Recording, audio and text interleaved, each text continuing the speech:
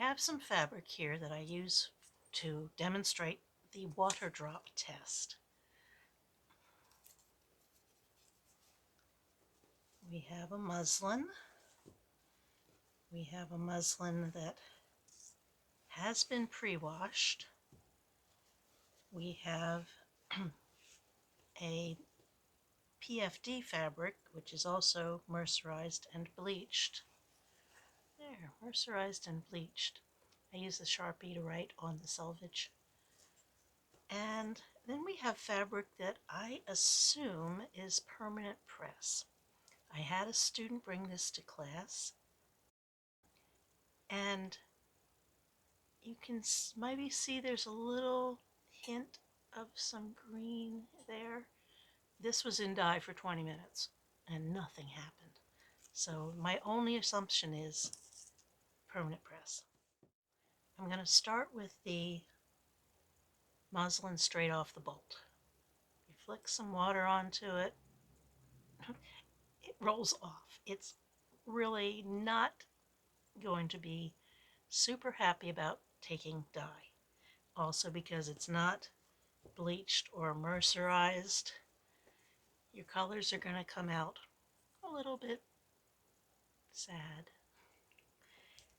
The pre-washed muslin, which is called scouring, and that's where you would take a fabric and wash it in really hot water in your washing machine with a little bit of Synthropol and about as much soda ash as you would use powdered laundry soap in a normal wash load, which would be maybe half a cup, and if it's a small load, quarter cup, and that's the soda ash powder.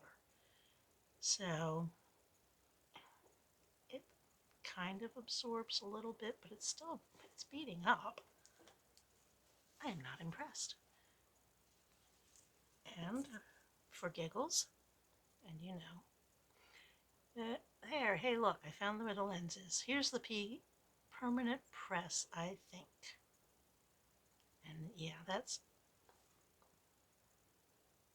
really, really beating up.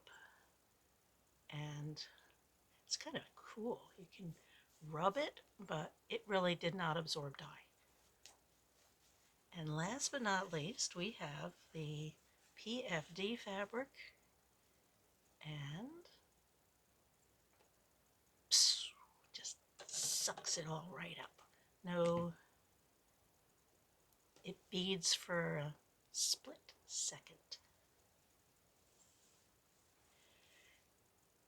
So if you have fabric that you're not sure how well it's going to dye, water drop test, look, water, is a good starting point.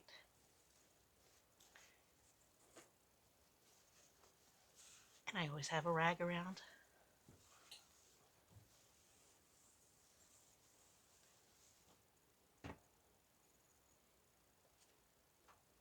The other thing that happens with fabric is different fabrics take up dye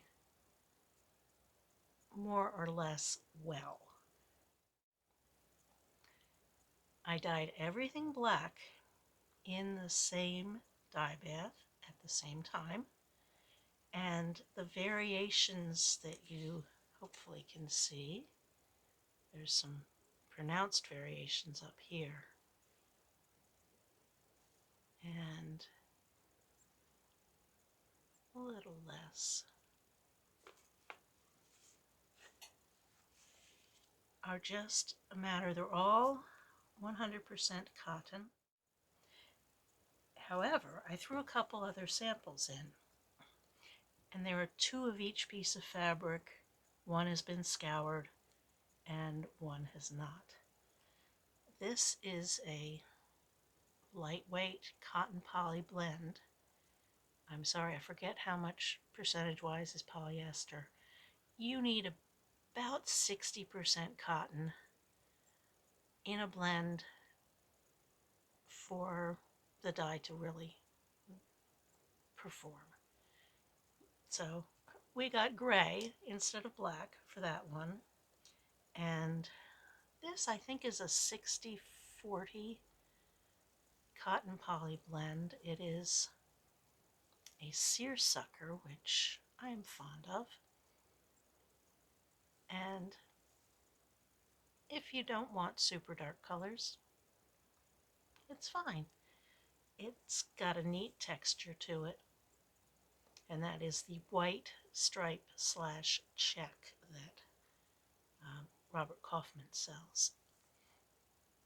And then we get to silk. And this fabric is a cotton and silk blend called Radiance. It is woven so that one side is mainly cotton and the other side is mainly silk. This is the cotton side.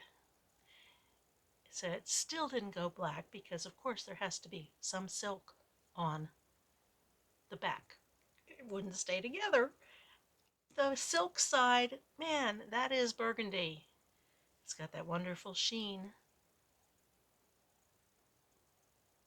It's not black. If I wanted black, well, if I wanted black radiance, I would buy it that way. It's kind of hard to dye a really good dark black. Sometimes it's easier just to buy it. I would use acid dyes, which are designed for silk, and it's neat because I'm sorry, I don't have a sample. Uh, the cotton side is basically white or a pastel version of the color that you dye the silk side. And it's fun to see. I believe that's it. Fabric choice does make a difference. There are a lot of good cotton fabrics in PFD, more or less than when I did this test. I don't redo it all the time. And I hope you enjoy the class. Bye.